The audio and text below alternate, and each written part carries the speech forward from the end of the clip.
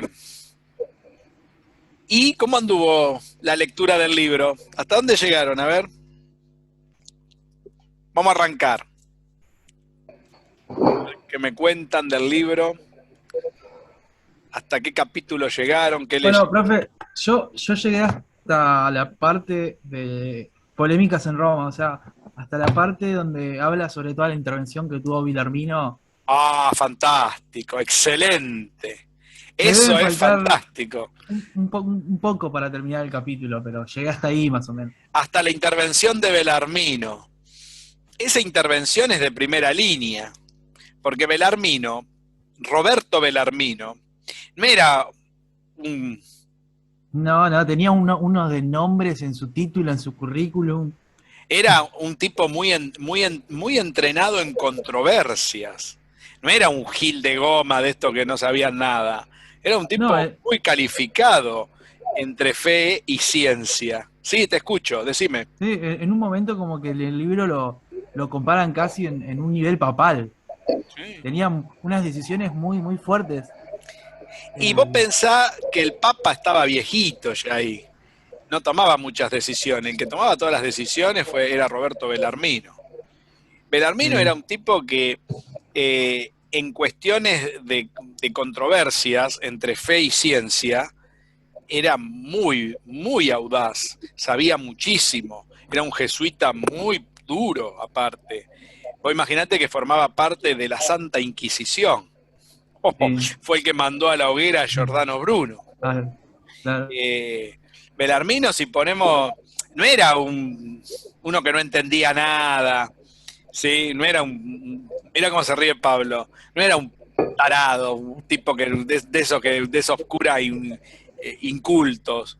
Eh, Era un Me tipo río, muy entrenado. Sí, escucha, te me escucho. río porque antes de Belarmino, ahí el libro cuenta que un par de jesuitas habían intentado Sí. como opacar toda la tarea de Belarmino y Galileo muy fácilmente los había refutado, hasta Claro, inclusive se había burlado de ellos. claro. Había un Dele, ¿cómo era? El nombre era Dele, no sé.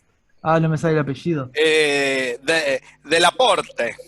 Y había, y había había un tal Foscarini También, que le hizo una denuncia a Galileo. Era un cura que había sido castigado, Foscarini. Lo habían mandado al sur de Italia en una capilla que ni existía, pero era muy bruto, era uno de esos curas burros, viste, que no sabían nada de nada, no tenían nada, no entendían nada de teología, no entendían nada de nada.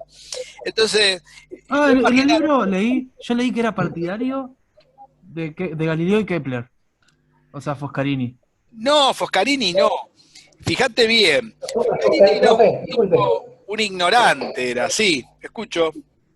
digo que a Foscarini le dio como letra Cassini, creo que se llamaba, puede ser, como Claro, para denunciarlo o mandarlo al frente ojo, con Cassini Belarmino. sí era culto, No, Cassini Cassini era sí sabía. Cassini era el que, Cassini ese no era un sí. idiota, Ah, pero Foscarini Más era un nivel de cura, Belarmino. claro.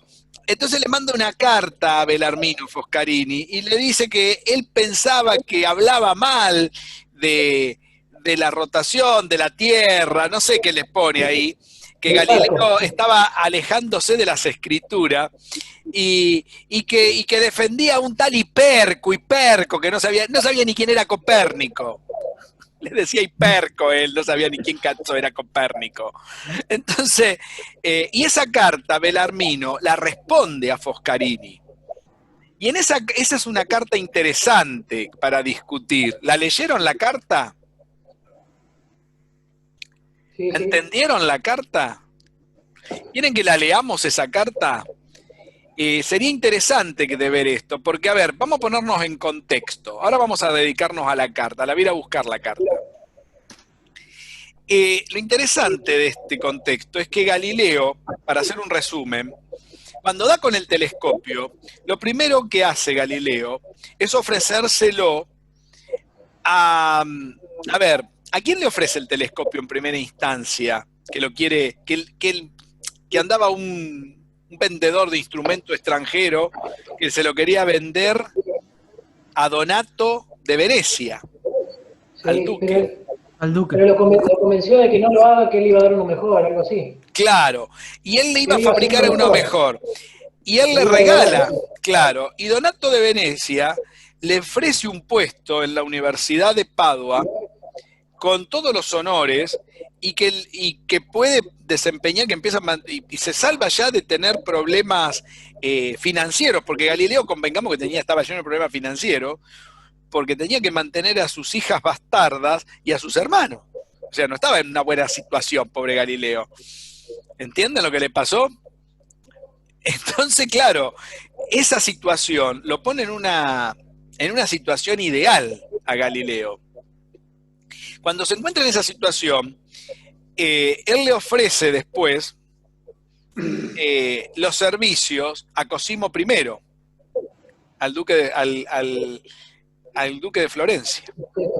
Y entonces se va para Pisa y con una carta, y ahí le ofrecen, ahí le da el puesto de matemático ducal, que tenía que incluir no solamente matemático, sino filósofo, porque él quería que lo nombren matemático y filósofo ducal. ¿Está bien? Claro, y con eso se salvaba de dar clases.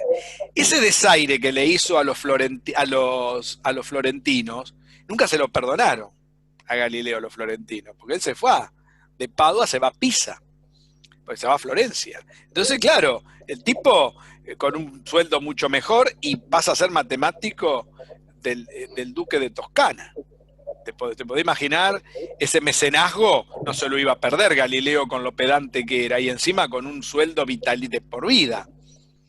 Y ahí empieza a desarrollar algo que yo les conté la semana pasada, que es el plan cultural. ¿Se acuerdan del plan cultural?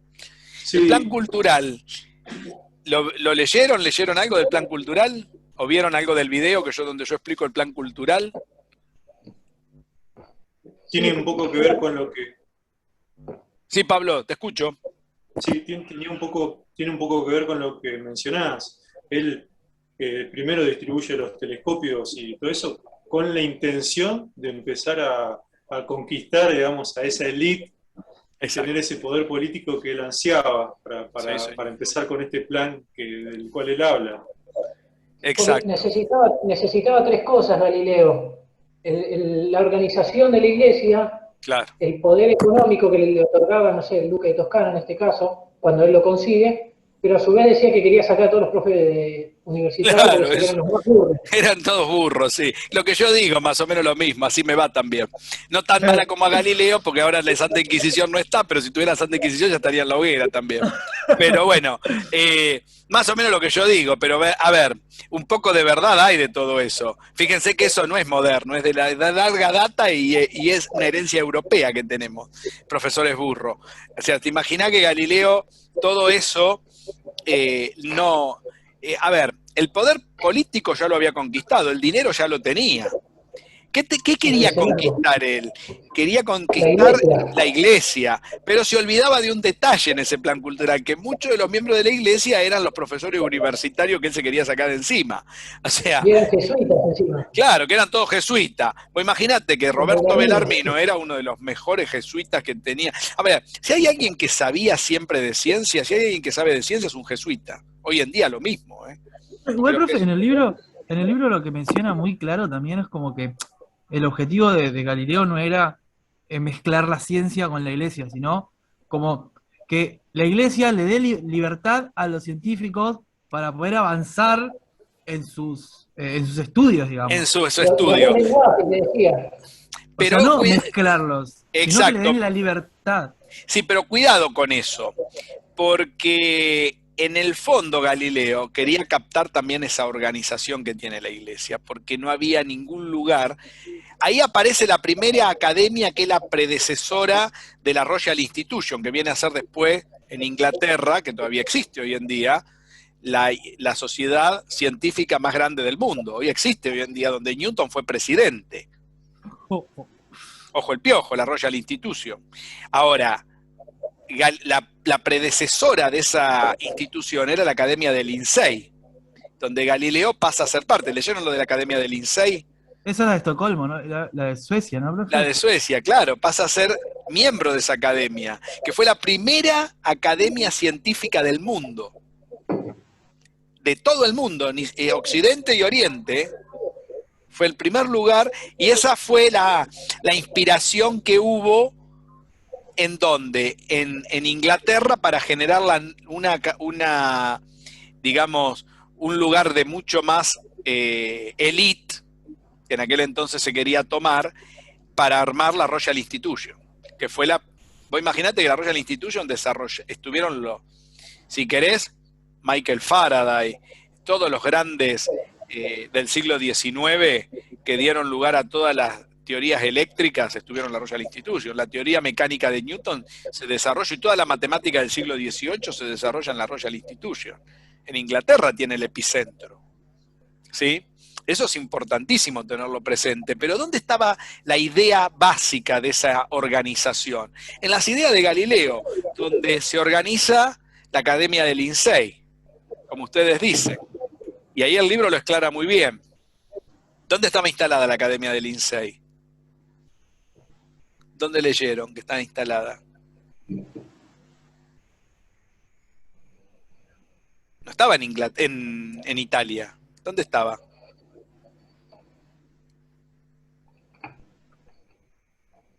¿Qué me dijeron recién? ¿Dónde estaba? ¿Eh? Suecia. ¿En Suecia? Suecia. Claro, era sueca. A ver, estaba en Suecia. A ver, la Academia de Lindsey, Galileo, pasa a ser miembro porque a él lo consideran como un punto de inflexión entre todos los descubrimientos. El telescopio le abrió todas las puertas del mundo culto de aquel entonces. ¿Se dan cuenta lo que le pasó a Galileo? Ni él se imaginó que iba a llegar tan lejos. ¿Entienden lo que pasó? Fue toda una organización que él se sintió muy, aparte con lo pedante que era y lo agrandado que era, encima, lo interesante de esa situación es que a él lo enaltecieron por todos lados. Él, cuando viaja a Roma la primera vez, lo atienden por poco con alfombra roja para que entre ahí al Vaticano. La segunda vez ya no fue tan así, pero bueno, pasaron otras cosas entre medio. Pero a ver, una de las cosas muy interesantes era esta controversia donde muchos, como dice Boido en uno de los parágrafos de ahí del libro, había mucha novedad en el ambiente después que Galileo vuelve de Roma. Y esas novedades no sonaban bien a oídos de los enemigos de Galileo. Entonces intentaban, el peor era de todo era Cassini, que no era un burro.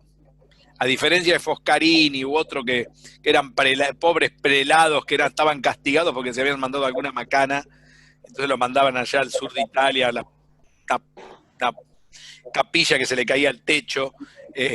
Pobre tipo estaba ahí, te imaginás, quería mostrar que existía todavía. Entonces se imaginan cómo venía la mano en ese entonces. Profe, sí, escucho. ¿No se está confundiendo a Foscarini con Lorini? Tenés razón. Porque acá en el libro dice... Tenés razón, acabo de decir una macana. Y con Lorini dice que es su amigo y que era partidario de Galileo y de Kepler. O sea que tenés razón, con Lorini. No entendía, digo, el profesor me parece que se está equivocando. No, tenés razón lo que me decís. Con Lorini, disculpen, con Lorini. Pero ¿saben lo que pasó? Cuando Bellarmino le contesta a Lorini, no le contesta, en aquel entonces, acá viene la confusión mía, con los nombres. No, porque Foscarini lo defiende a él. Sí, Foscarini lo también defiende. A Bellarmino. Claro, pero miren lo que pasa. Tenés razón, Lorini era el cura el inculto que estaba allá en el sur.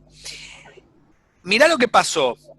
¿Cómo se carteaba la gente en aquel entonces? Si vos querías que alguien se enterara de algo, no iba la carta derecho al destinatario. Se mandaba a un tercero. Por ejemplo, cuando Lorini manda esta carta, ¿vos te pensás que le llegó a Bellarmino directamente? No, de hecho, ¿no le llegaba también a los duques? Le llegaban a los duques, claro, llegaba al ducado.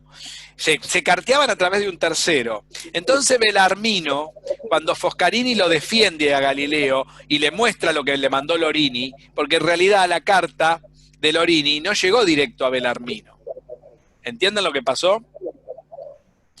Y esa carta Foscarini le manda a Bellarmino otra misiva donde le explica todo el problema y ahí lo defiende a su amigo Galileo. Porque también estaba la mano negra de Cassino, ¿cómo es? Cassini.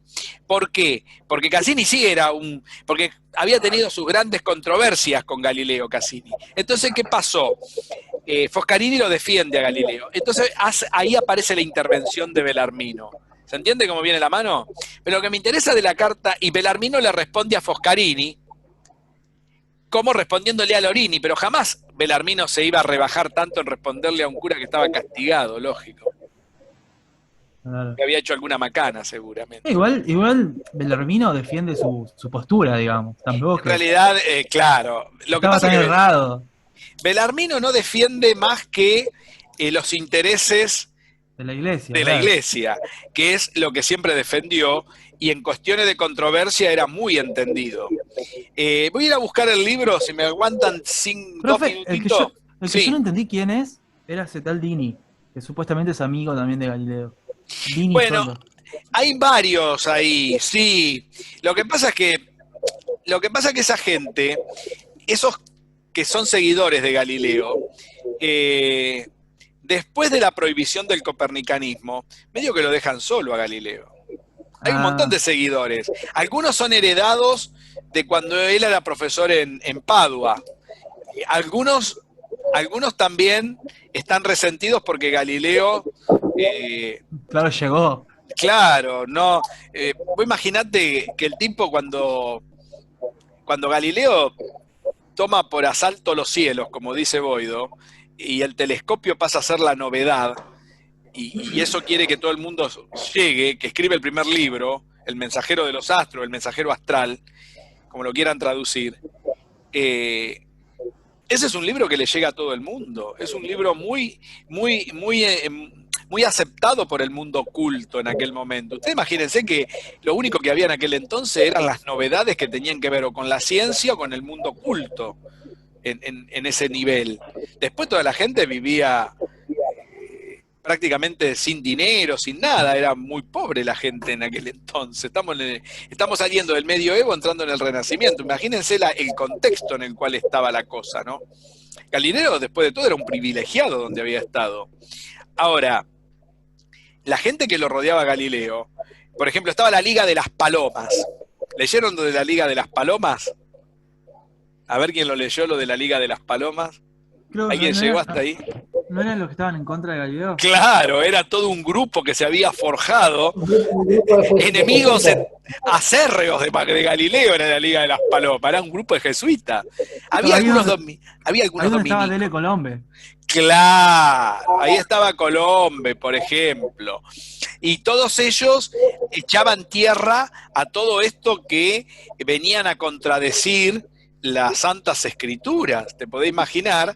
Ahora, dentro de las Santas Escrituras, lo que hacía Galileo, a diferencia de Giordano Bruno, cuya posición fue herética, altamente herética, Galileo, la posición de hablar de la rotación de la Tierra no estaba calificada como herética o altamente herética. Había distintos niveles en el Vaticano de cómo estaban consideradas las cuestiones de controversia.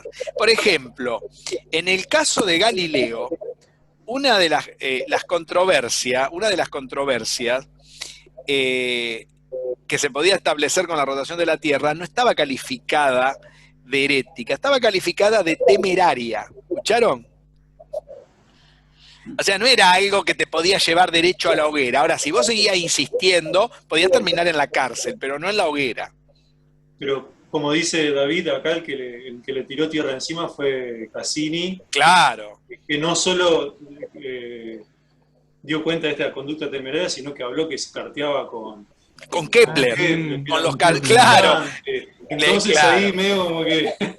Exacto. O sea, le fueron echando tierra al fuego, ¿viste? Leña al fuego les pensaron echar. Entonces, claro, el fuego se fue haciendo cada vez más grande. Encima Galileo, con lo pedante que era, te podés imaginar, la situación se tornó bastante borrosa. Lo que a mí me interesaría discutir un poco, que me parece interesante y tiene que ver con cómo venimos con las clases, es cómo se llega a la prohibición del copernicanismo. El copernicanismo se prohíbe en el año 1616, los primeros meses de 1616. Pero toda la controversia y todo tiene el desencadenante en el 15, en 1615. A partir de ahí se prohíbe el copernicanismo y se abre una caja de Pandora. Me gustaría charlar un poquito sobre esa prohibición. Voy a ir a buscarla, porque la prohibición está bien clara en lo que en la carta que le manda Bellarmino a Foscarini. Y me gustaría discutir la carta. ¿Les parece bien que hagamos eso? Bien. Bien. La voy a ir a buscar, que la tengo la estaba leyendo anoche y me olvidé de traerla. La tengo en la mesita de luz. Denme en 2 minutos que la voy a buscar. ¿De acuerdo? Bueno.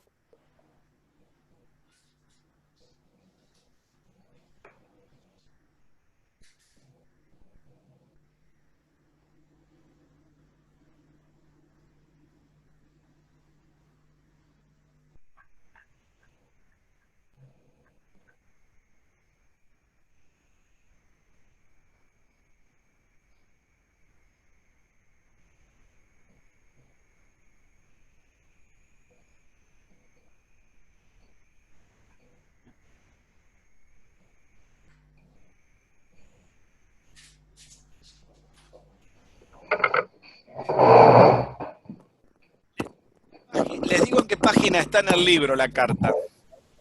Para el que todavía no la vio y la quiere leer. Sí, creo que es esta.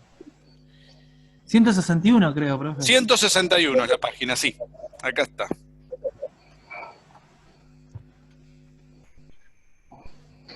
Ahora la voy a leer, como está escrita la voy a leer. Esta es la respuesta que le da Bellarmino cuando Foscarini le escribe por lo que había dicho Lorino. ¿Está bien? Ahí vamos bien con los nombres. Lo voy a leer como está. Dice: me parece que su reverencia y el señor Galileo actúan su reverencia respecto a Foscarini, ¿no?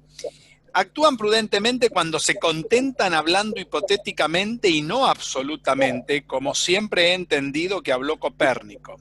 Decir que con la hipótesis del movimiento de la Tierra y el reposo del Sol se explican todas las apariencias celestiales mejor que con la teoría de las excéntricas y los epiciclos, es hablar con excelente buen sentido y no correr riesgo alguno. ¿Escucharon? Esa manera de hablar es suficiente para un matemático, pero querer afirmar que el Sol está en realidad en el centro del universo y que solamente gira sobre su eje sin ir de este a oeste y que la Tierra está en el tercer cielo y que gira con la mayor velocidad alrededor del Sol es una actitud muy peligrosa y apta no solo para excitar a todos los filósofos y teólogos escolásticos, sino también para injuriar nuestra santa fe al contradecir a la Escritura, como es de verdadero conocimiento. El Concilio de Trento prohíbe la interpretación de la Escritura de modo contrario a la común opinión de los santos padres. Ahora bien, si vuestra reverencia lee, ya no a los padres, sino a los modernos comentaristas del Génesis, los Salmos, el Eclesiastes y Josué, descubrirá que todos están de acuerdo en su interpretación de que literalmente enseñan que el Sol se halla en el firmamento y gira alrededor de la Tierra con enorme velocidad, que la Tierra se halla muy distante del cielo, en el centro del universo e inmóvil. Interpretada de esta manera, contraria no solo a la de los santos padres, sino también a la de todos los comentaristas modernos, griegos y latinos. Si hubiera una prueba real de que el Sol está en el centro del universo, de que la Tierra está en el tercer cielo, y que el Sol no gira alrededor de la Tierra, sino que la Tierra alrededor del Sol, entonces deberíamos proceder con mayor circunscripción al explicar pasajes de la Escritura que parecen enseñar lo contrario. Y más bien, confesar que no hemos comprendido que declarar como falsa una opinión que se ha probado como cierta por la Escritura.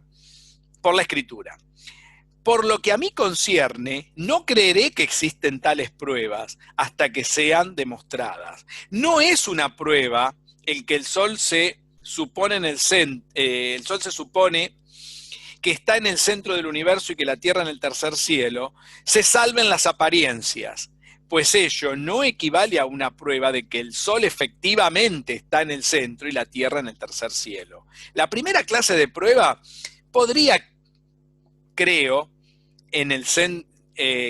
ser hallada, pone. Pero lo que respecta a la segunda, tengo las mayores dudas. Y en el caso de duda, no debemos abandonar la interpretación del texto sagrado tal como es presentado por los santos padres. ¿Escucharon? Puedo agregar también que el hombre que escribió la tierra permanecerá inmóvil por siempre, el sol también se levantó, luego descendió y se apresuró a retornar al lugar de donde vino, fue Salomón, quien no solo habló por inspiración divina, sino que era docto y prudente por sobre todos los demás, en ciencias humanas y en los conocimientos de las cosas creadas.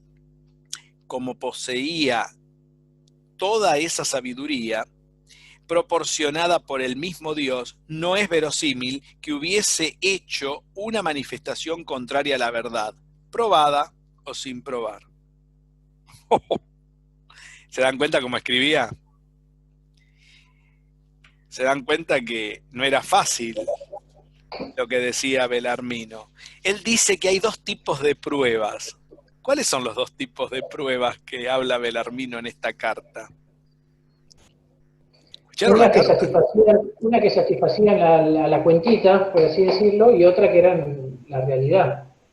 Que una que estaba en la Santa Escritura. Claro, pero a ver, ¿qué sería salvar apariencias? Las pruebas para salvar apariencias, dice, pueden ser encontradas, pero eso no garantiza una prueba de realidad. Que uno pueda explicar mejor con el sol en el centro del universo y la tierra en el tercer cielo, eso es salvar apariencias, dice él. Porque la realidad, ¿dónde está según lo que escribe acá? En la Escritura. Claro, en lo que dijo Salomón, porque había hablado por inspiración divina porque se le presentó el mismo Dios. Y no puede haber hecho interpretaciones falsas, dice, sino únicamente verdaderas. ¿Se dan cuenta de lo que dice? Había que hablar con Salomón para encontrar la prueba. Claro, porque la prueba era la realidad de lo que dijo. Claro, fíjense que por más que hubiese encontrado un montón de pruebas de la rotación de la Tierra, no hubieran alcanzado. Porque todas las pruebas que hubiera podido conseguir Galileo, ¿de qué tipo eran? De tipo de salvar apariencias. ¿Y qué son las pruebas de salvar apariencias? Según en la dicotomía realismo-instrumentalismo. Son pruebas de la investigación científica. Y son pruebas, a modo de la Iglesia, que no tienen que ver con la realidad, tienen que ver con la ciencia es algo instrumental nada más. Es como acomodarlo para encontrar lo que estoy buscando. Para que dé la cuenta. Claro, para que dé lo... A ver si se entiende esto. Quiero que quede claro una cosa con esto. Salvar apariencias tiene que ver con encontrar pruebas. Por ejemplo, acá puede haber encontrado un montón de pruebas. Galileo había encontrado un montón de pruebas. Una era la paralaje que no se veía en aquel entonces, que lo favorecía a todos los, aristotélicos. Porque los aristotélicos te decían, mire, si usted me demuestra la paralaje, por ejemplo, había otra prueba interesante. Decían lo siguiente, si un objeto se está moviendo, si la Tierra gira, ¿no? Yo podría suspenderme en el aire, ¿no? Y viajar de un lugar al otro esperando que la Tierra pase por abajo de los pies. ¿Está bien? Esa era una idea que tenía. Y eso no pasa, le decían, porque ninguna ave que está suspendida en el aire gira la Tierra y se mueve de un lugar al otro. Claro, no entendían que se mueve la atmósfera también con el giro, ¿no? Detalle, nada más, pequeño detalle.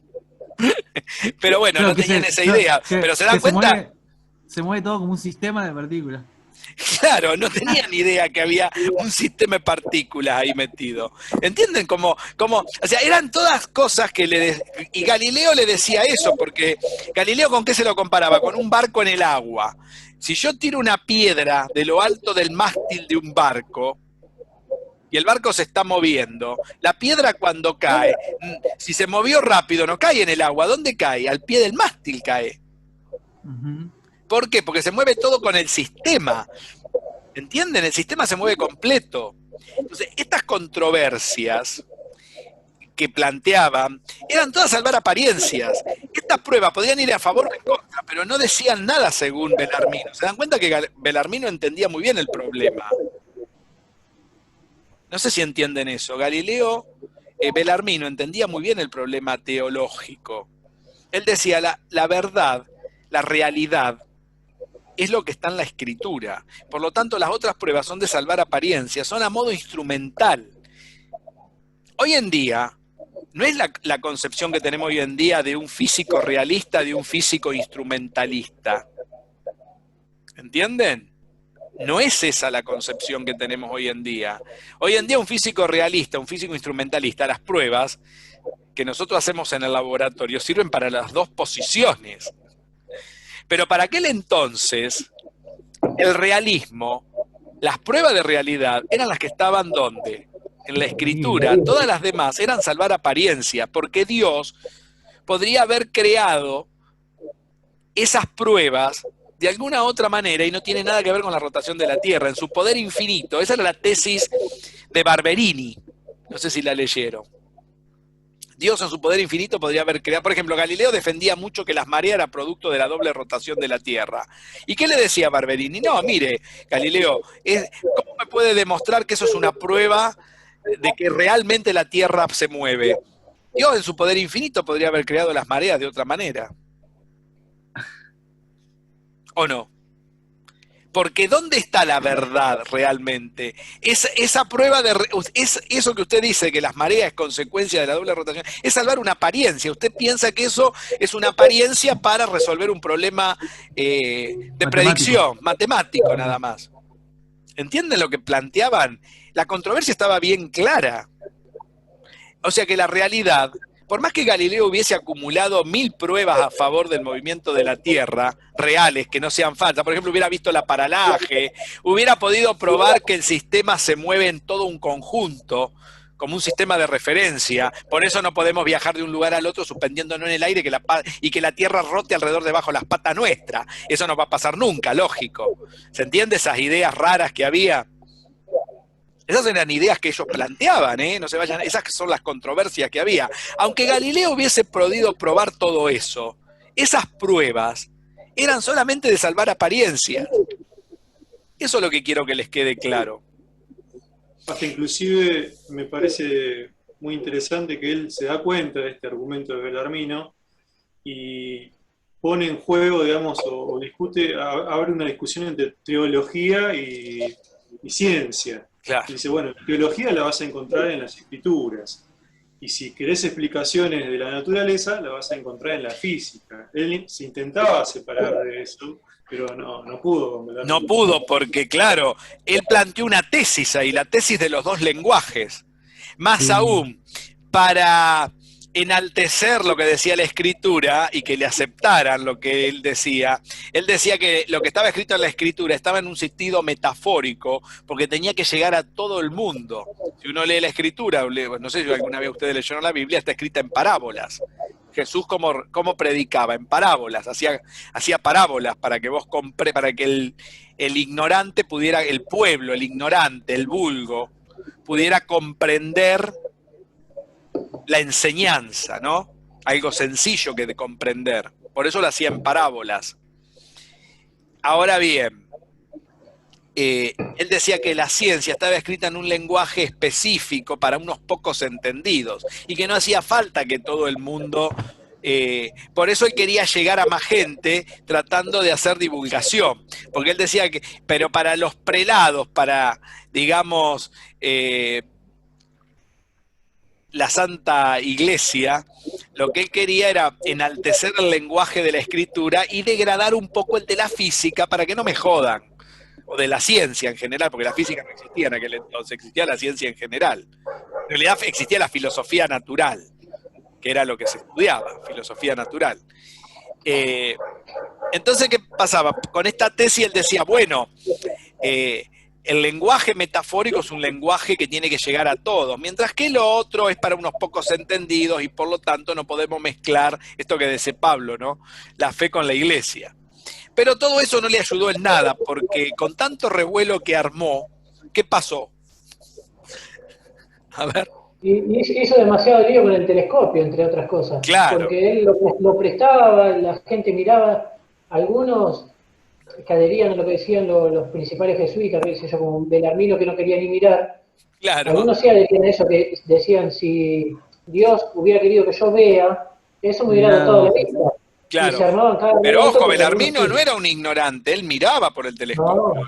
A él sí le interesaba. Él no era uno de esos que se negaban, Él daba sus argumentaciones, ojo, el piojo. Belarmino no era un ignorante, él nunca se negó. Por ejemplo, había otros que sí, que para defenestrar el telescopio, ese aparato anda mal. Si es lo que vos decís, si Dios me hubiera querido que yo vea los cráteres de la Luna, me hubiera puesto los ojos para que yo lo vea. Una cosa así decían. ¿Se dan cuenta cómo era el argumento? Ahora, estos argumentos son interesantes porque llevan a un montón de controversias que sigue vigente. No sé si saben. En otros ámbitos sigue vigente. Esto tiene que ver, hoy en día, en el ámbito, por ejemplo, de lo que es la ética científica, están estas controversias.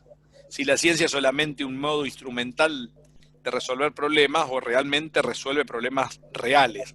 Eso lo vamos a discutir mucho en la segunda parte del curso, que es en la parte de epistemología. Yo le dedico un buen rato a discutir esto, porque esto tiene que ver directamente con la enseñanza de la ciencia, con la divulgación. Y ojo, cuando yo digo enseñanza, no hablo de la enseñanza en la escuela nomás o en el colegio, hablo de enseñanza como divulgación, a ver si se entiende, como divulgación de una cultura, porque la física no es una materia como ustedes piensan, es una cultura, y una cultura es una forma de pensar. ¿Escucharon esto? Cada ciencia es una cultura y una forma de pensar, y eso es lo que Galileo quería instaurar en ese programa cultural también, que había una manera de pensar que no estaba centrado en el vulgo y en las parábolas de la escritura, que no era metafórico el lenguaje. ¿Comprenden? Porque, a ver, ¿en qué se centra la realidad? En que Josué ordenó detener al sol y no a la tierra, ¿no? Si lo miramos desde ahora, nos podríamos sonreír y hacer historiografía Whig con eso, ¿no? Seríamos unos grandes Whig. Pero se dan cuenta que eso no sería tampoco correcto, porque nos tenemos que ubicar en la época de Galileo. Ahora, cuando Juan Pablo II lo perdona a Galileo en 1992, más de 300 años después. 82 creo. 92. ¿92? 92 fue. Sí, porque yo me habían dado el primer título que tengo, y me acuerdo porque salió por todos lados, y fue en el año 92. Ahora, mi duda es la siguiente. Yo leí el libro de Stephen Hawking, El universo, el tiempo y el universo. Y él habla que él intercedió para perdonar, para que lo perdonen a Galileo, digamos. Ahora, la teoría del Big Bang, ¿no le sienta también bien en la iglesia? El hecho de que no haya nada atrás y que haya un creador, también es una... Sí, podemos hacer interpretaciones ahí. Sí, exactamente, pero... podemos hacer un montón de interpretaciones. La iglesia, lo que pasa es que en cada época o en cada segmento cronológico fue también tomando manotazos de ahogado. Por ejemplo, ¿cuándo no pudo, volvemos al caso de el movimiento terrestre, ¿cuándo liberó la prohibición de que sea temeraria la posición de hablar sobre que la Tierra tenía por lo menos 2 movimientos, ¿no? De rotación y de traslación. ¿Saben en qué año se liberó? Cuando la Iglesia sacó del INDEC, de los libros prohibidos que hablaban sobre, entre ellos el libro de Copérnico, que lo pudieron volver a poner en circulación. ¿Saben quién golpea, no? ¿Lo escuchan? Sí, se escucha. Llueve, pero ¿sabés lo que pasa? Que yo lo dejo entrar y vuelve a querer salir. Esperen que le voy a abrir.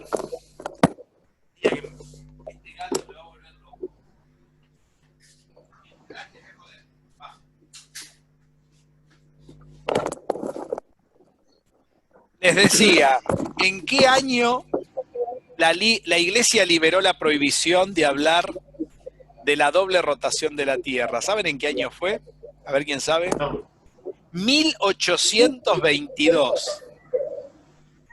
Sacaron el libro de Galileo del INDEC, que era el INDEC era el lugar de los libros prohibidos por el Vaticano. En 1822. ¿Te imaginás? Ya estaba Faraday hablando de electricidad y magnetismo. Ya estábamos entrando a la termodinámica moderna, saliendo de la teoría del flojisto. Ya estábamos... Lo que es claro es que, más allá de las conjeturas que uno pueda hacer, la Iglesia no lo perdona a Galileo porque es bueno y porque realmente se siente apenado. Siempre hay una finalidad política, digamos. Claro, esto, ¿no? Sí, totalmente. No lo perdona, pero la Iglesia igual toma, ¿cómo sería? Sí, pero fíjense aceptó lo que la dice... tesis. Sí, no, pero miren bien lo que dice la Comisión Poupart.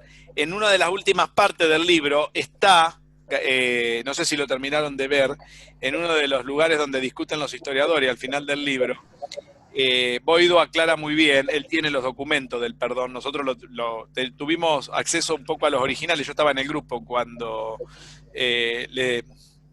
yo recién conocía al grupo y me habían acercado los documentos, lo estábamos leyendo, están en italiano. Cuando lo perdonan a Galileo, la Comisión Poupart, que nombra el Papa Juan Pablo II para el perdón, para ver si corresponde el perdón y darle santa sepultura después de más de 300 años, lo que sucede es lo siguiente, la Comisión Poupart no entendió nunca el problema de la controversia. Lo entendieron mejor los teólogos de la época de Belarmino. Porque, ¿qué dice esa Comisión Poupart en el perdón? Dice que Galileo debe haber sufrido mucho, pone un montón de cosas por la incomprensión de la época, de la Iglesia y todo, pero pone algo interesante, que dice, Galileo se comportó como un mal científico y le llama la atención que se lo considere como el padre de la física experimental. ¿Entienden?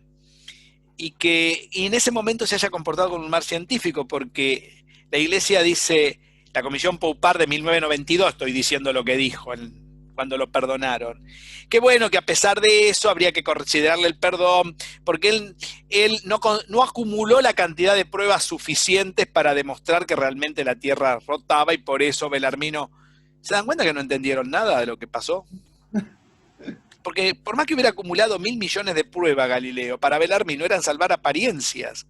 No entendieron la dicotomía instrumentalismo-realismo, que es el problema de fondo. La Iglesia, ¿qué piensa? ¿Cómo pensaría la Comisión Poupart de Juan Pablo II en 1992? Y habrá pensado, bueno, si hubiera acumulado más pruebas, tal vez lo hubiera convencido a Belarmino. Y se hubiera salvado del juicio, qué sé yo. Pero eso no le hubiera servido de nada, porque esas pruebas eran para salvar apariencia nada más. Galileo nunca hubiera obtenido nunca una prueba de realidad. Porque una prueba de realidad, ¿dónde estaba para aquella gente en aquel entonces? No estaba en la experimentación. Por eso Galileo nunca se comportó como un mal científico, porque no era su objetivo. ¿Entienden lo que pasó? O sea que ese perdón que le dieron, como dice Pablo, es político nada más. No tiene nada que ver con la controversia de fondo. No sé si comprenden. A ver. Sí, yo creo que no se hacen cargo, digamos, de esa controversia, digamos. Claro. Sí la entienden, pero no se hacen cargo. No, vos sabés que nosotros hemos investigado bien detalles del perdón. Acá en el libro hay un resumen que escribió Boido cuando escribió el libro, pero te puedo asegurar que no lo comprendieron el problema. No lo comprenden el problema. Porque para la Iglesia, un buen científico, ¿qué sería? Acumular prueba en el sentido instrumentalista, y cuando haya una cierta cantidad y un volumen muy grande, vos te convertís al realismo. Es decir, vos tenés una posición filosófica que es que la ciencia hace representaciones de la realidad, pero no es la realidad lo que dice la ciencia. Las teorías científicas representan la realidad en modo instrumental. Y cuando vos acumulás muchas pruebas de instrumentalistas, es decir, para salvar apariencias, ya eso es tan grande, ese volumen, que en algún momento contradice la verdad absoluta, que ¿dónde está la verdad absoluta según Bellarmino? La escritura. En la escritura, contradice eso, y esa cantidad de pruebas te convierten como que la escritura tiene que aceptar que esas pruebas a modo instrumental vienen a contradecir la verdad que dijo Salomón en este caso, porque era docto, porque Dios se le había presentado en lo que él tenía que predicar, ¿no? ¿Ustedes comprenden lo que está pasando acá? Es grave la situación, porque la ciencia no hace eso. El que es instrumentalista va a ser instrumentalista toda la vida, y el que es realista va a ser realista toda la vida. No porque acumule prueba en un sentido, porque habría que decir, bueno, ¿cuántas pruebas tengo que considerar en este modo para convertirme en el otro? Escuchen como me grita Gary, ¿no? Hay un retorno de un micrófono que va a salir en las grabaciones. Les puedo asegurar que no les va a gustar escucharlo. Recién ahora me estoy dando cuenta. ¿Escucharon? Traten de, cuando estoy hablando, ver si podemos mantener los micrófonos cerrados, y cuando ustedes hablan, yo sé que molesta un poco apretar a veces si no, pongan el pajarito de Homero, ¿vieron? ¿Vieron el que pone cuando está gordo, que lo deja ahí en la máquina? Hay un retorno que jode bastante, les voy a decir, porque después cuando salgan los videos lo van a escuchar. Y como esta vez puse el audífono, va a salir más el retorno. Sigamos. Entonces, ¿qué dice el concepto de Bellarmino? Que no puedo acumular prueba en un sentido para convertirme en algo, en querer cambiar lo que está en la escritura. No tiene ningún sentido hacer eso.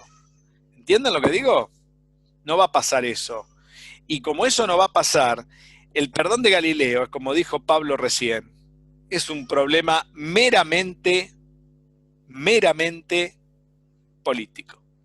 Fue una cuestión política porque la Iglesia quería limpiar un poco todas las macanas que se mandó en el pasado, y entre ellas las de Galileo era una espina que andaba dando vuelta ahí, ¿no? Bueno, profe, en un momento en el libro dice como que es raro que la Iglesia tome como como aceptada la tesis de Galileo, ya que no presenta pruebas en ninguno de los dos casos. Claro. Porque dice como que la ciencia no es una verdad absoluta, sino que lo que hoy es verdadero, capaz que mañana puede cambiar. Puede cambiar. La ciencia fáctica. fácticas. Exactamente, entonces como que no hay pruebas en ninguna de las dos formas. Y dice que es raro que la Iglesia haya tomado eso, y ahí un poco también como que te da la idea que la Iglesia no entendió nada. No entendió nada, no entendió, porque vos fijate que cuando dicen eso es porque realmente no entienden la controversia. Porque te están diciendo, por un lado, que acumular prueba en un sentido te convierte en el otro, y que por ahí Galileo hubiese salvado su pellejo de no ir a prisión. Pero por el otro te están diciendo esto que acabas de decir también. No están comprendiendo el problema de fondo. ¿Se entiende lo que estoy planteando?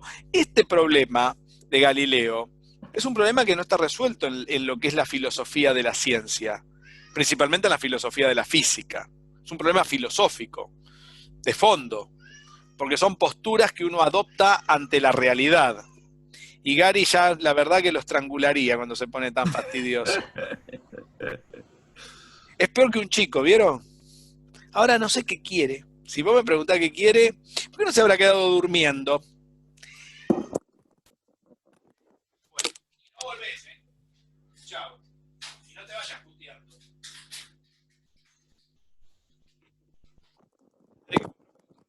para la puerta.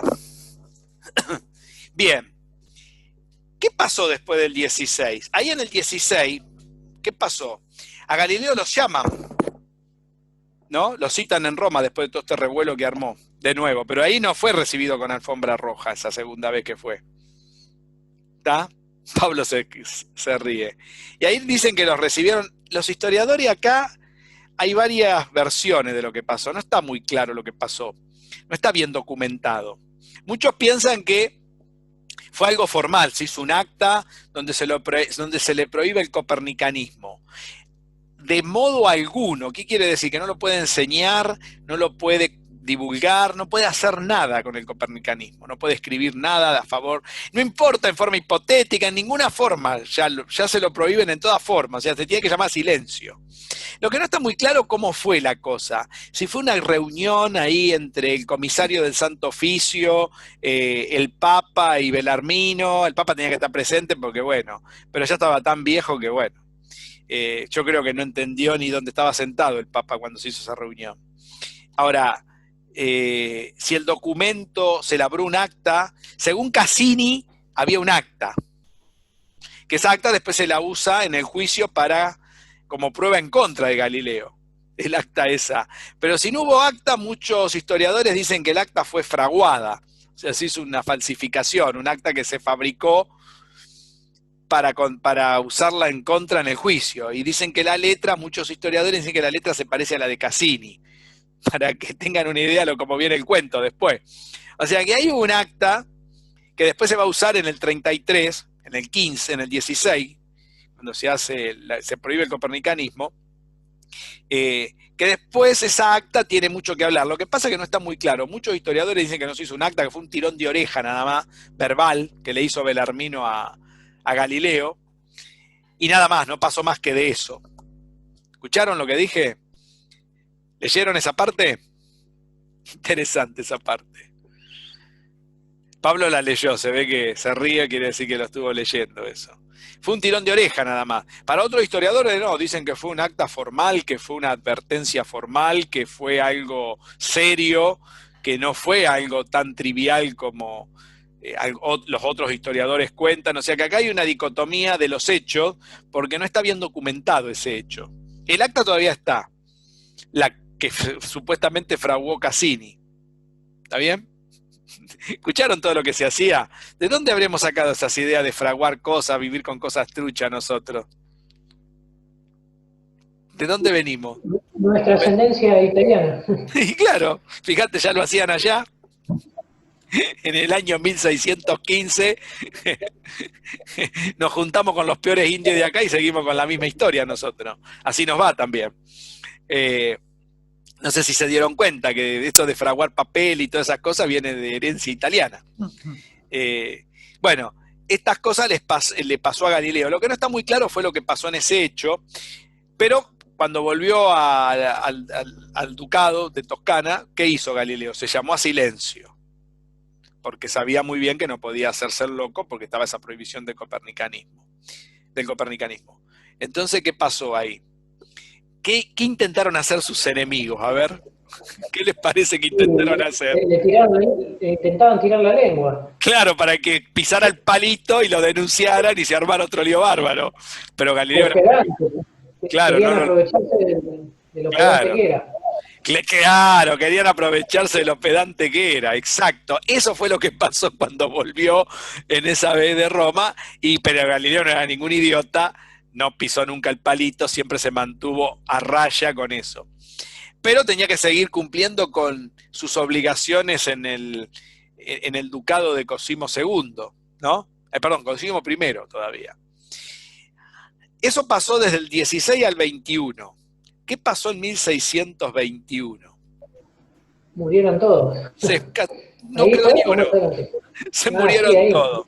Se murió Belarmino, se murió el Papa, Cosimo, que pasó Cosimo II, que era el hijo, se murió la princesa Cristina de Lorena, se murieron todos ahí. No quedó ni uno. El amigo de Galileo, Maffeo Barberini, o amigo, se llevaban bastante bien, terminó siendo el Papa. Claro, pasó a ser Urbano VIII. Y ahí se la creyó. Claro, ¿y Galileo qué hizo? Bueno, dijo Galileo, esta es la mía. Un amigo de Papa, lo primero que voy a hacer, bueno, igualmente le tenía que pedir una entrevista porque ahora desempeñaba un cargo importante. Entonces pidió una entrevista para ir a Roma de nuevo, y ahí lo recibieron de nuevo, todo muy bien. Urbano VIII lo recibe a Galileo. Y en esa situación, Galileo le pide que le levante la prohibición del copernicanismo. Pero pasó algo interesante. Los protestantes estaban ganando mucho terreno a los católicos en las cruzadas. Y venía mal la cosa, la guerra. Entonces Urbano VIII dijo, no voy a dar un argumento a favor de los protestantes para que me puedan decir que tengo la mano blanda. ¿Y qué hizo? Le dijo que no, pero, y acá está el tema de que parece que no hubo nunca un acta, de que le aconsejó que escribiera en forma hipotética. O sea, que él no le prohibía escribir ya del copernicanismo. O sea, no le levantó la prohibición, pero le levantó, digamos, en realidad se la levantó a medias. ¿Qué quiere decir esto? Bueno, escribí igual, pero ojo, me ponés que todo lo que decís está en forma hipotética. Pero claro, todos sabían que Galileo de hipotético no tenía nada. Él pensaba que eso era la realidad. Exacto, Galileo de hipotético no tenía nada. Pero Galileo se enoja porque él quería que se lo levantaran completamente, que él pudiera decir cualquier cosa. Y se enoja con Barberini, con el Papa. Urbano VIII ya pasaba a ser. Entonces él vuelve y dice, bueno, se decidió a escribir otro libro. Pero ese libro no tenía nada que ver con las controversias del movimiento terrestre. Y ese es el segundo libro que escribe Galileo, que hasta acá vamos a llegar hoy. Vamos a hablar un poco del libro y ahí cerramos la clase. Este segundo libro se llama El Ensayador, mal traducido, el Saggiatore, sería el experimentador, una buena traducción. Y este libro, si hubiese habido condenado a Galileo, lo teníamos que haber condenado por este libro. Se salvó que se había muerto Belarmino. No, igualmente, no sé si Belarmino lo hubiese... Puede ser que Belarmino lo podría haber entendido el libro. Es cierto, puede ser que se haya podido salvar de la hoguera por Belarmino, porque este libro ya no era una posición temeraria lo que decía en este libro, era una posición totalmente herética, porque niega la Santísima Trinidad. Es decir, niega cuando el Papa convierte, el cura convierte el pan en el cuerpo de Cristo y el vino en la sangre. Eso es negar la Santísima Trinidad. Transubstanciación, algo así se llama, ¿no? Claro, negar la transubstanciación. La transubstanciación es esa conversión del vino, el vino en la sangre de Cristo y el pan en el cuerpo de Cristo. Ahora, ¿por qué lo niega ahí? Porque él defiende una postura, porque él trata de explicar en ese libro qué es el fuego. Y él habla de pequeños ignícolis. Y esos pequeños ignícolis, lo que hoy vendrían a ser los átomos, tienen última división. No son algo continuo. Así que yo un ignícoli no lo puedo dividir eternamente y siempre obtener otro pequeño pedacito y otro pequeño pedacito, lo cual sería un continuo. Sino que en algún momento dividí la última pedazo y ese no lo puedo dividir más. Quiere decir que entre un pedazo y el otro debe haber vacío. ¿Escucharon? Y si hay entre un pedazo y el otro vacío, ¿qué tendrá que ver con negar la transubstanciación? Y no se podría convertir de una cosa a otra porque no. ¿Por qué? Porque no había. Si no, la materia tendría que ser como continua. Porque para que haya conversión, necesitamos un continuo. ¿Está bien? Necesitamos un plenum. Por eso era tan importante el plenum aristotélico. No solamente para que los cielos se conecten las esferas dando vuelta, como decía Aristóteles, sino porque en la Tierra eso niega la transubstanciación. En cambio, si hay un plenum, se solapan los átomos del pan con el de cuerpo de Cristo, los átomos del vino con la sangre de Cristo y se pueden convertir uno en el otro. En cambio, si una división es última del pan, nunca se puede solapar con el pedazo de cuerpo de Cristo y convertirse uno en el otro. ¿Entienden la idea? Miren dónde está el meollo de la cuestión acá. Galileo, cuando escribe este libro y se pone a favor del atomismo, ponerte a favor del atomismo es negar la transustanciación, es decir, negar la Santísima Trinidad. ¿Escucharon esto? Eso no era una posición temeraria, esa era totalmente herética, sumamente herética. No era una discusión de que si la Tierra se mueve o no se mueve. Sin embargo, ese libro pasó desapercibido. ¿Saben por qué pasó desapercibido?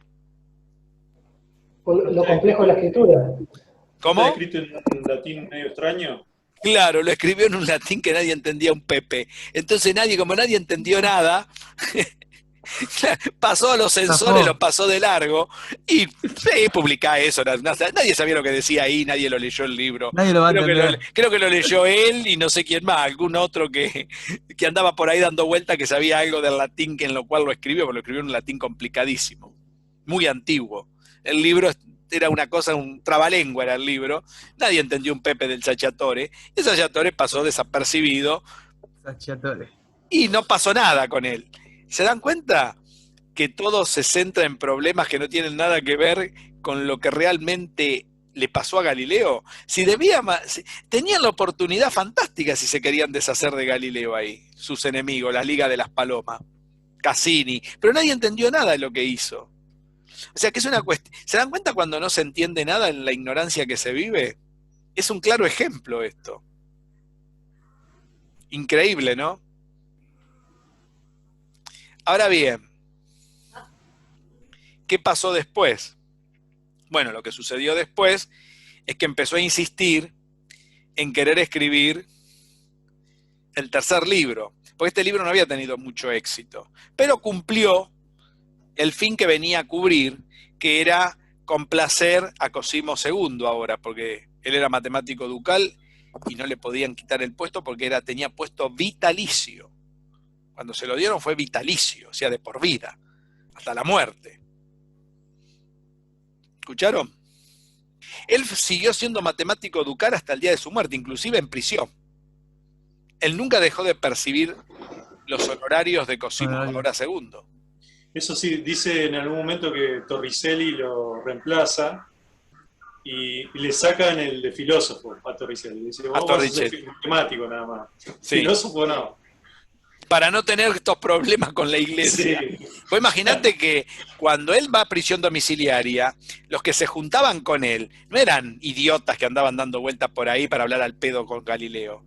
Eran personas que iban a dar mucho que hablar después en el mundo científico. Uno era Torricelli, el inventor del barómetro. Otro era Robert Boyle, la ley de Boyle. ¿Sí? Un montón de prelados aristocráticos de la alta sociedad y del mundo científico se reunían con él. Porque cuando él terminó en prisión domiciliaria, ustedes piensan que Galileo no tenía que reunirse con nadie, le habían puesto 2 oficiales del Santo Oficio en la puerta de la casa donde le prestaron para cumplir su prisión domiciliaria, que fue en Alcetri. Pero la gente, ¿por dónde entraba? Por la puerta del fondo. No pasó nada. No sé si saben. A ver, acá también, cuando a Menem lo metieron en cana, no sé si se acuerdan, después que terminó de presidente, terminó de presidiario. En este país estuvo en Torcuato, le habían puesto 2 oficiales en la puerta. ¿Y por dónde entraban todos los amigos que se reunían con él? Por la puerta del fondo, igual que en la casa de Galileo. O sea, más o menos lo mismo. Sí, yo vi la casa quinta donde estaba, sí, era un chiste. De Gortañán. Parecía la de la tortuga Tartañán, un dibujito que había cuando yo era chico. Yo tenía 3 años, no me voy a acordar. ¿Cómo? Yo tenía 3 años, no me voy a acordar, digo. Eras chiquito, ¿viste? Y Menem estaba en prisión domiciliaria, él. ¿Qué problema iba a tener? Si total se reunía con los amigos, entraban por la puerta del fondo. Lo mismo que le pasó a Galileo, todos los amigos entraban por la puerta del fondo. Los 2 comisarios que estaban, los 2 oficiales del Santo Oficio estaban en la puerta del frente nomás. ¿Vos te pensás que el Papa no sabía que se reunía con todo eso después? El Papa sabía todo. Lo que pasa es que lo dejaba así, ese viejo ahí no jode más. Total, está en prisión, no va a joder más. A ver, Vamos a hablar del juicio la semana que viene, para cerrar Galileo, ¿les parece? Sí. Preparamos un poco la previa del juicio, a ver por qué fue a juicio y cómo lo condenan y por qué lo condenan. Es muy interesante lo que pasó. Pero se dan cuenta cómo viene la mano, ¿no? Cuando tenían una oportunidad, nadie la usó por la ignorancia que tenían todos. El único que por ahí podría haberse dado cuenta de eso podría haber sido Roberto Bellarmino, pero se murió. Así que tuvo suerte Galileo. No se le hubiese ocurrido, tampoco yo creo que nunca se le hubiese ocurrido escribir ese libro mientras esté vivo Bellarmino, porque Bellarmino sí entendía muy bien, escribía muy bien, hablaba muchos idiomas, sabía muy bien latín. O sea, Bellarmino no era un idiota. Eso es lo importante acá. Sí, no era un inculto. Era uno de los que más estaban en tema de todo esto. Por eso lo entendió mejor. El problema de la controversia, instrumentalismo-realismo, la entendieron mejor en 1615 que en 1992. En 1992 no entendieron nada de qué se trataba lo que le pasó a Galileo. Es muy interesante, esto en boca de Boido, cuando él lo contaba, era exquisito escucharlo, porque él se acordaba de todos los datos, no metía la pata con los nombres, porque lo tenía muy claro. Él nos contó una vez que el primero que le habló de Galileo, porque él es florentino, nació en Florencia. El padre de él era florentino, de Guillermo Boido. Dice que a los 5 años el padre lo sentó en la rodilla y le empezó a hablar de Galileo, de quién había sido Galileo.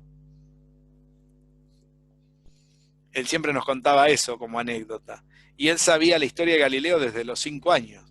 Bueno, el libro que escribió, ustedes se dieron cuenta, es muy lindo. Se dan cuenta que lo pueden llevar muy bien. ¿Les gustó el libro que les recomendé? A ver, hay muchos libros de Galileo, pero yo creo que este es el mejor. A ver, al principio cuesta un poco la lectura porque la historiografía Gurri cuesta un poco interpretarla, pero después uno se empieza a llevar bien. Sí, está bien. Aparte empieza a exponer los argumentos de uno y otro, está muy bueno. Sí. Sí, a mí me gusta mucho, es cierto lo que decís. El que no está acostumbrado a otro libro de tipo de historia. Pero este libro tiene esa idea de no Whig y te pasa eso al principio, ¿sí? A mí me pasó también, tenés razón.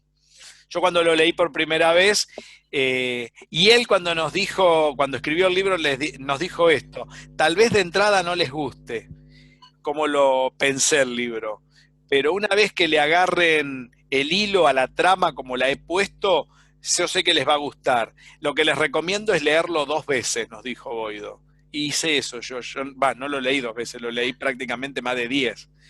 Y así todo, estoy tan viejo ya que me olvido de los nombres. Qué terrible eso.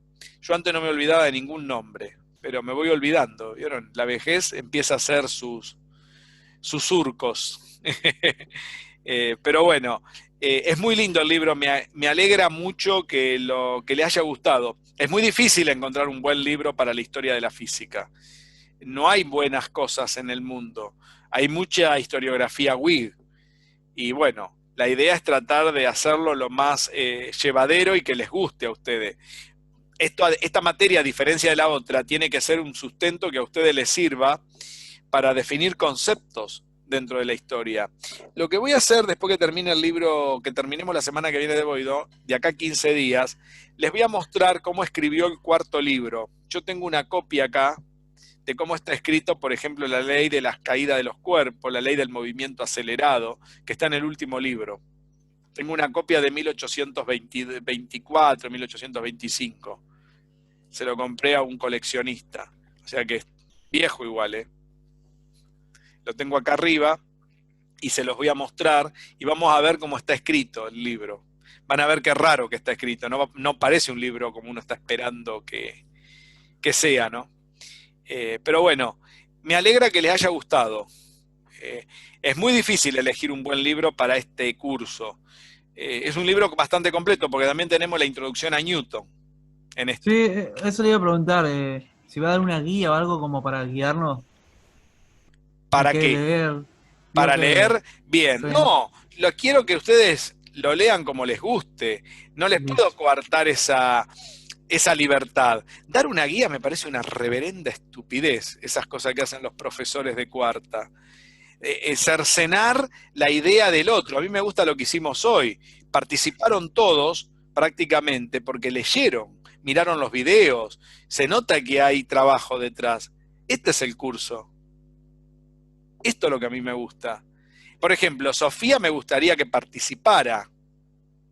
Sofía? No, pero yo que la semana anterior había dicho que iba a... Sí, pero ¿sabés lo que pasa? Que después me parece que uno cercena una línea. No, la lectura de un libro tiene que ser claro, más, completa. Sí, y lo tenés que leer todo. No quiero que me pinten el libro para encontrar lo que yo te pido. Porque tampoco sirve. Porque eso no es hacer un resumen. Porque en la lengua no hay resúmenes. No puede haber resúmenes en una lengua. Porque si hay un resumen, quiere decir que se podría haber escrito de una forma más corta. Quiere decir que hay palabras que sobran. Si hay palabras que sobran, la lengua no rige el principio de economía, por lo tanto ese lenguaje no puede servir para la comunicación, está mal. Entonces, y si no, lo que estás haciendo es, si no es así, estás censurando al que escribió, porque estás seleccionando una parte del libro y otra parte la estás censurando. Entonces yo no puedo, si yo recomiendo un libro, quiero que lo puedan leer libremente. No sé si me entienden lo que quiero decirles. No están acostumbrados tampoco a eso. ¿Qué les piden? Háganme un resumen. Esa palabra no existe en un idioma. No hay resúmenes. No puedo acortar las cosas. Puedo dar una idea, como estamos dando acá, pero fíjense que de esta idea estamos dejando de lado un montón de cosas. Por ejemplo, hablamos de las manchas solares de los cuerpos flotantes, que es una de las discusiones que tuvo Galileo mientras tuvo que llamarse a silencio. Empieza antes de la prohibición del copernicanismo el tema de las manchas solares y sigue durante la prohibición del copernicanismo, pero con mucho cuidado. Y ahí se mete con otro tema que es muy interesante, que tiene que ver con los cuerpos flotantes. Lean esa parte, manchas solares y cuerpos flotantes, uno de los capítulos. Eso no lo hablamos acá, porque no da el tiempo para hablar todo. Pero yo no quiero tenerlo censurado ese tema. Porque sí, yo lo leí ese. El tema, claro, es hermoso. El capítulo anterior. Claro. Las manchas solares y los cuerpos flotantes, las manchas solares te muestran qué cosa, que el Sol no tiene solamente movimiento de traslación, como dijo Josué, está rotando sobre su eje. Es otro descubrimiento que va en contra de las concepciones aristotélicas. ¿Se dan cuenta? Es mucho más amplio el criterio. Este es el punto por el cual a mí me interesa que ustedes vayan de a poco mirando todo el libro. Pero si yo les pongo una guía de qué, de preguntas, por ejemplo, me parece una estupidez, lo vamos cercenando. Yo quiero que ustedes puedan comentar y sacar conclusiones ustedes, a medida que vayamos desarrollando las ideas. ¿Y para qué nos va a servir? Por ejemplo, lo que voy a hacer yo la semana de acá a 15 días, voy a agarrar, por ejemplo, el caso de la caída de los cuerpos y la vamos a analizar de cómo lo pudo haber pensado Galileo, metiéndonos en un concepto antiguí y sacando y extrayendo del libro a la antigua, a ver, y cómo eso se puede traducir a la moderna. Eso sería interesante, porque uno, ¿qué hace después cuando enseña? Uno no enseña en ese contexto antiguo, hace una traducción a la moderna. ¿Qué significa todo eso que escribió Galileo al día de hoy? ¿Cómo se hizo ese pasaje antiguo, que era prácticamente geometría euclidiana, como estaba escrito, en términos de los conceptos modernos? Y ahí está la idea de que por qué a veces tomamos determinada álgebra lineal, por ejemplo, para hacer todos estos garabatos que hice hoy, para corresponder un concepto. ¿Entienden? Esto es complicado porque esto tiene que ver con la enseñanza. Si no con la enseñanza, vamos con la pata izquierda. ¿Qué van a enseñar? Les pregunto. Nada, porque se quedan sin nada. Los conceptos están en la historia. Y hay que tratar de hacer historia, rescatar los conceptos y hacer una traducción a la moderna de esos conceptos para ver dónde está la idea moderna. Otro de los ejemplos que quiero discutir es el tema de la electricidad. Hay muchos términos a la moderna, pero están todos en una concepción mecánica del universo, que es la tercera tradición científica que plantea Boido. Organicismo, neoplatónico y mecanicista. Son las tres tradiciones. Entonces, eso sería interesante discutirlo, porque ahí están muchos de los conceptos que ustedes van a tener que enseñar.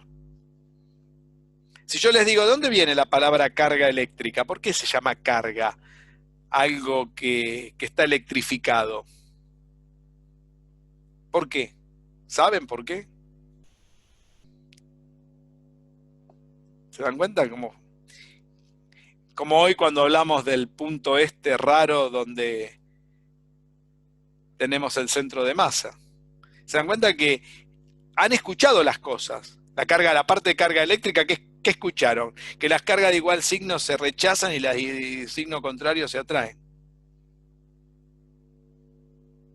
Eso escucharon. Pero no saben por qué se llama carga, por qué se le ponen signos. Eso en la naturaleza, ¿dónde están los signos? Es una convención. ¿Dónde están todas esas cosas? ¿Qué significan todas esas cosas? ¿Dónde están las ideas que están detrás de esas cosas? En la historia. Todo eso, si no lo saben bien, decía mi tía Corina del Campo. Profe, todo eso está en la primera clase de electricidad de los videos que lo colgó. Estuviste mirando ya. Yo les regalé mis clases de electricidad y ya se metieron a mirarlas. Sí, no puedo hablar mucho, pero sí está muy bueno. Vi las primeras dos. ¿Te dieron las clases así de electricidad o te dieron algo parecido? Jamás en la vida. No, la verdad que la primera clase es impecable, el análisis histórico y después ya... impecable, la verdad, sí.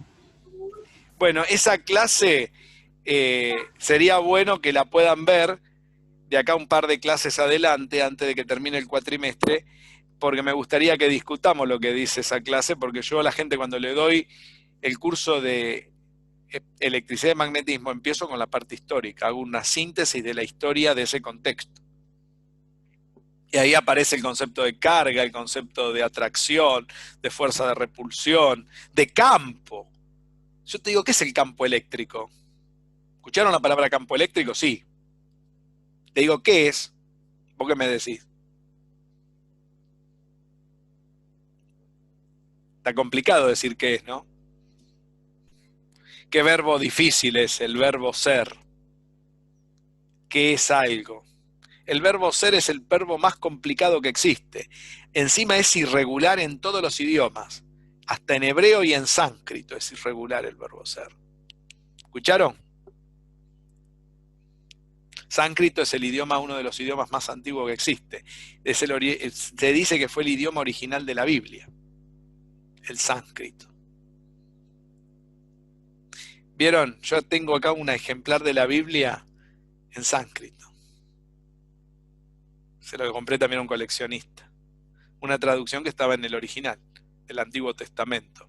Una vez andaban los mormones, que tocan timbre. Ahí se va a reír Pablo con lo que voy a contar. Y viste y te dicen, ¿usted leyó la Biblia alguna vez? ¿Viste que te preguntan eso? Y yo lo hice pasar un día al hall de mi casa, que tengo una biblioteca en el hall. Y saco el ejemplar de arriba, le digo, yo te voy a preguntar a vos, ¿vos la leíste realmente? Claro. No te voy a hablar de la Vulgata de San Jerónimo como la de Flander. ¿Viste cuando juegan, le pega una estrellita en la cabeza? ¿Se adivinan? No, la Vulgata de San Jerónimo no. Te voy a mostrar una original. ¿Me podés leer el pasaje que dice fulano, le digo sultano y merengano? ¿Qué es esto? Sánscrito, el idioma original de la Biblia. Si vos me venís a hablar de la Biblia, me imagino que sabés el idioma original con el cual está escrita la Biblia. Si no, estamos hablando al Pepe. No volvieron nunca más los mormones. Tocan timbre en todas las casas, menos en la mía. Pasaron la peor tarde de su vida. Una forma rápida de sacártelo de encima fue. Mira cómo se ríen. Se dan cuenta que con el conocimiento se puede hacer cualquier cosa, ¿no? Yo no sé una palabra de sánscrito, pero está trilingüe, pero no tuvo ley. Cuando vio eso de entrada, no tuvo ni siquiera la valentía de mirar la hoja de al lado que estaba en una traducción. La tengo en sánscrito, latín y castellano, en un castellano antiguo igual. Palabras que ustedes jamás usarían, so pena de ser aludidas, ¿no? La preposición so, ¿no? Castellano antiguo. ¿Qué les habré dicho, no? Y lo que pasa es que son cosas altamente vituperables. Los puedo estar insultando, ustedes no saben lo que estoy diciendo. ¿Saben algo de castellano antiguo? Ojo, ¿eh? Yo tengo a alguien que me enseñó castellano antiguo. Mira cómo escuchan. No los voy a insultar, no tengo motivo. Buena gente. Chicos, espero que lo hayan disfrutado. Veo que el libro lo van disfrutando, me agrada. Me agrada que lo estén pasando bien con el libro. Un buen aliciente, ya que hay que quedarse lo más adentro posible. No porque lo diga al verso, sino porque, aunque la verdad en boca del mentiroso siempre es dudoso, no porque lo diga él, sino porque la realidad te sepa por encima. No sé si se dieron cuenta. Traten de cuidarse, que está grave la cosa. Y mientras tanto, si disfrutan del libro, es un buen pasatiempo. Y de paso aprueban el curso. Así que mirá, todo lo que tenés a favor. No, pero sí, muy lindo el libro, la verdad está muy bueno.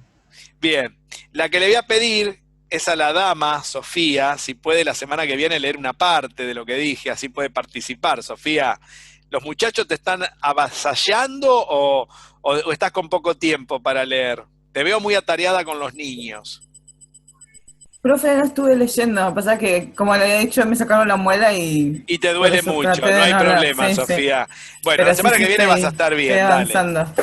Sí, tenía varios comentarios de la carta de Belarmino. La semana que viene, si estás bien, así arrancás y hablamos un poco del diálogo, que es el tercer libro, por el que va a prisión. Buenísimo. Después vamos a hablar del cuarto, que de ese tengo un ejemplar y vamos a mirar algunas cosas del cuarto de lo que escribió. Ahí lo vamos a sacar de la fuente original. ¿De acuerdo? Así ven un poquito para qué sirve la historia, ¿no? Para la enseñanza, que también les tiene que servir para la enseñanza. Chicos, ya saben lo que hay que hacer. Ya saben a ver qué pueden hacer, si pueden demostrar que el término ese que está de este lado, acá atrás, hay algún ángulo de algo que rota ahí adentro. Si alguien que maneja el GeoGebra, si lo encuentra y lo puede representar, no está en internet, no se preocupen. Eso no lo demuestra nadie, no se preocupen. Yo sé lo que hay en internet también. Está difícil encontrar eso. Y bueno, les mando un beso a todos, la pasen bien y nos estamos viendo la semana que viene. Mando las invitaciones y subo las clases. ¿De acuerdo? Así vamos avanzando. El libro, avancen con los capítulos, ya pueden llegar hasta casi Newton, ¿eh? Así vamos cerrando hasta el juicio. Creo que capítulo 8, por ahí 7, 8. A eso era lo que me refería con guía, profe. Sí. O sea, ¿hasta dónde podíamos avanzar, no? Hasta Galileo, o sea, hasta terminar Galileo para hablar del juicio. ¿Te parece bien? Sí. Me encantaría centrarnos en el juicio y cerrar todo Galileo, que sería hasta 1642. ¿Escucharon? Que sería hasta ahí. Después de Galileo viene el camino hacia Newton, que sería el capítulo que sigue, y ahí nos vamos a meter de acá a 2 semanas, porque quiero, después que terminemos con Galileo, ver el cuarto libro y ver un poco cómo podemos comprender algunas de las cosas que hizo Galileo en ese libro. ¿Está? ¿De acuerdo? Bueno, ahora sí. Un beso a todos. Listo, profe. Y nos estamos viendo. Bueno, tengan buenas noches a todos, ¿eh?